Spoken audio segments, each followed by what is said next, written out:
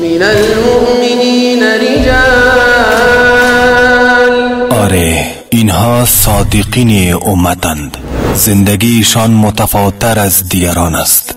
من المؤمنین رجال صدقوا ما عاهدوا الله علیه. اینها از جمله امتی اند که طرز و شیوه زندگیشان دنیا را در حیرت انداخته است.